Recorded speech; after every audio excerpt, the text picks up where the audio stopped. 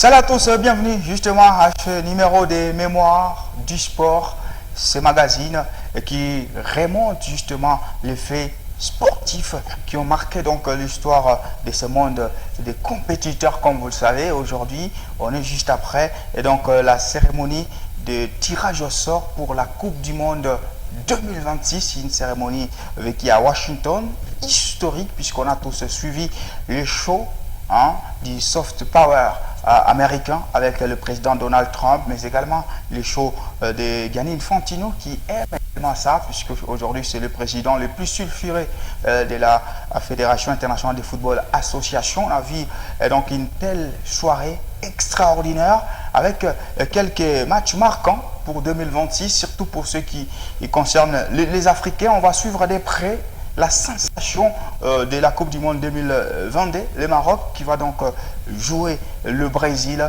Vous avez également l'Argentine qui jouera, donc l'Algérie qui jouera justement les champions du monde argentin. Beaucoup d'affiches. Ghana qui fait son retour avec l'amour fou, comme vous le savez, de la Coupe du Monde. Ça sera face à l'Angleterre, mais il faut suivre de près. Et pour ceux qui sont dans les mondes francophones, c'est Sénégal-France pour le remake 2000D avec cette belle victoire sénégalaise. Donc beaucoup d'affiches, ça c'est à suivre. Mais ici, quelque chose nous a tiqué justement, c'est par rapport à l'histoire. Vous savez, c'est Mémoire du sport. Il y a une affiche qui va venir, ça sera le 1er juin 2026, ça sera du côté des Mexique, où le Mexique va inaugurer donc cette Coupe du Monde, qui est historique en passant. Il faut rappeler que c'est la première fois que la Coupe du Monde va se jouer à 48 équipes et c'est la première fois qu'elle sera co-organisée par 3 nations. Elle partira du Mexique en passant justement par le Canada jusqu'aux États-Unis, donc du 11 juin, et la finale va intervenir le 19 juillet 2026. Cette fois, ça sera aux États-Unis. Mais le match inaugural va opposer le Mexique et l'Afrique du Sud. Cette affiche-là, on l'a déjà vécu, encore une fois, pour un match inaugural d'une Coupe du Monde. Nous sommes en 2010. Pour la première fois, l'Afrique va accueillir donc cette prestigieuse compétition du football. Ça sera en Afrique du Sud. Et cette fois, les Bafana Bafana vont jouer le premier match inaugural le 11 juin 2010 face à l'équipe du Mexique. Donc ça sera à Soccer City, ce stade emblématique. Et donc ici on va revenir donc sur cette explication qui va se solder sur le score d'un but partout.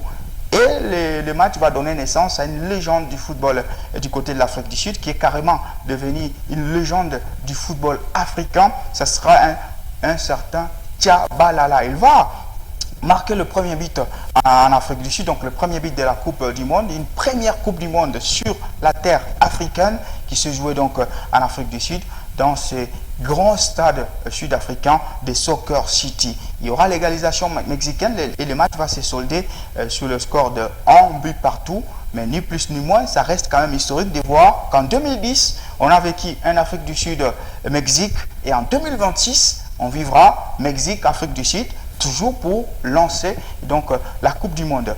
On prend cette transition qui va être suivie justement par cette affiche. On va remonter 2010, 16 ans après, pour suivre ce nul d'un but partout pour cette première Coupe du Monde qui s'est jouée justement en Afrique du Sud.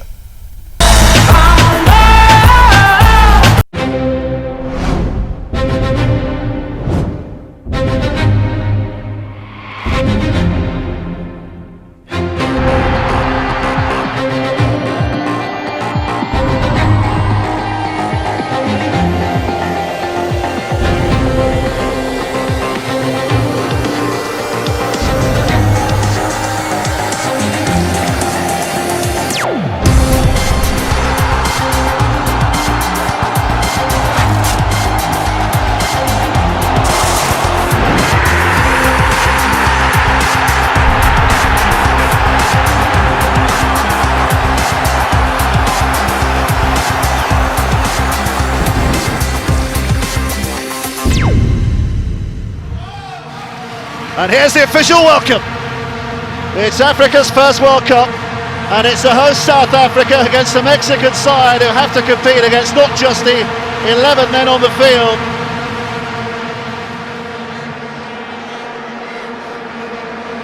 Here's a tuck ball in, the South African defence is arriving.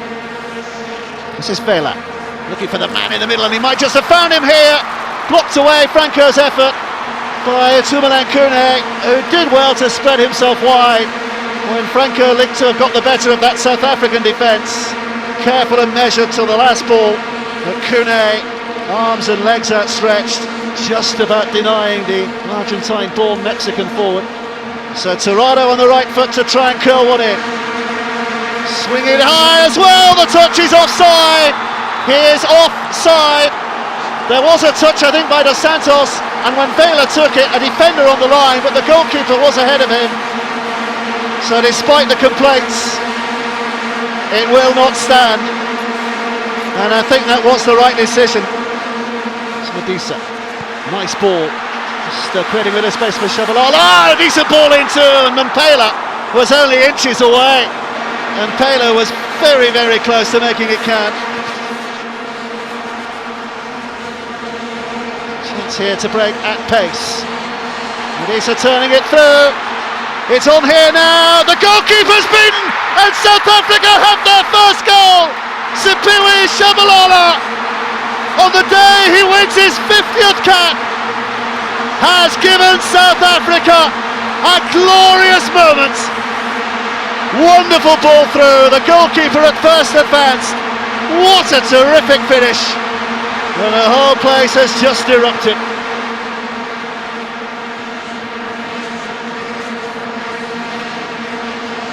The defending, not good, and Khune with a wonderful save again. Dos Santos just drifting past the defender, and Khune, who saved his side a couple of times, that was going in.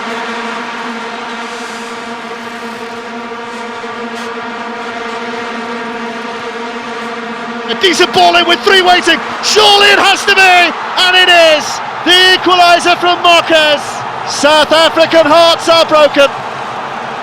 Well, the young guns might be leading the line, but it is the old head from the back who has provided the killer blow, and we're all square again.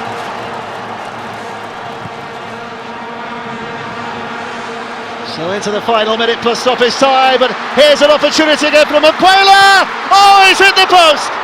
What a finish that would have been. Katlego Mpela's pace again, causing problems. The whole nation held its breath and exhaled in disappointment.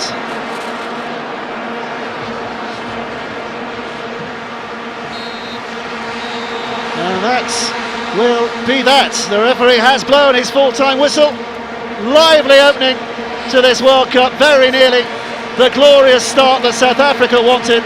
They very nearly got there, but the host nation have to satisfy themselves with 1 point from the opening game.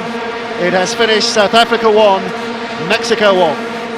Allez, c'était donc Sunil Dombi Partout qui avait lancé la Coupe du Monde 2010, une première en Afrique, justement, c'était en Afrique du Sud, je crois, pour ceux qui viennent de suivre ces images-là. Ça remonte un peu des 16 bonnes années. On attend encore une fois de plus qu'un pays africain puisse y postuler, et c'est bien sûr le Maroc pour la Coupe du Monde 2030, mais il y a des belles images avec la belle course de Tchabalala, la frappe, il y a l'égalisation de Marquez, on a des gamins comme Dos Santos qui ont émergé juste après cette Coupe du Monde. Pour justement le prérequis, c'est que le stade de Soccer City se trouve à Johannesburg, près justement de Soweto en Afrique du Sud. C'est un stade qui est aujourd'hui appelé la Calebasse par son architecture un peu comme une sorte de pot avec les ornements africains. C'est un stade qui peut contenir jusqu'à 95 000 spectateurs. Quand il y a un match de football, c'est le plus grand et le plus majestueux stade sud-africain aujourd'hui qui fait donc la fierté. C'était le 11 juin 2010. Sauf que là, on va se projeter maintenant dans le futur. Le 11 juin 2026, cette fois, c'est un autre stade plutôt emblématique qui va accueillir les deux nations, Mexique, Afrique du Sud, comme ce fut le cas en 2010. Cette fois, nous serons justement du côté des AZK à Mexico. Le stade le plus majestueux, le stade le plus emblématique, le stade le plus symbolique. Il y a certains qui pensent que c'est même le stade de la Coupe du Monde. Parce que le Brésil a gagné là 2 Coupes du Monde dans les 5 que compte donc l'équipe brésilienne. C'est un stade qui peut accueillir plus de 105 000 personnes justement quand il y a un match qui se joue. Autre chose qu'il faut donc retenir pour le Mexique, c'est que ça sera pour la 6e fois que cette nation lance une Coupe du Monde. Ce qui reste un record, puisque les records étaient jusqu'ici co-détenus par l'Allemagne ainsi que le Brésil, qui avait déjà lancé 5 fois, et le Mexique, bien sûr, qui avait déjà lancé 5 fois la phase finale de la Coupe du Monde. La France a déjà lancé 3 fois, et le Mexique, ça sera sa 6e fois donc en 2026. Et à retenir, c'est qu'à chaque fois, à chaque match inaugural qui concerne le Mexique, ils n'ont jamais gagné. Donc, c'est 2 défaites et beaucoup de défaites et 2 nuls seulement. En 1930, le Mexique va jouer le match qui lancera donc la Coupe du Monde 1930. Ça sera face à la France et ça sera la défaite mexicaine 4-1. En 1950, le Mexique va jouer face au Brésil, encore pour justement lancer la Coupe du Monde 1950. Cette fois, ils seront balayés 4-0.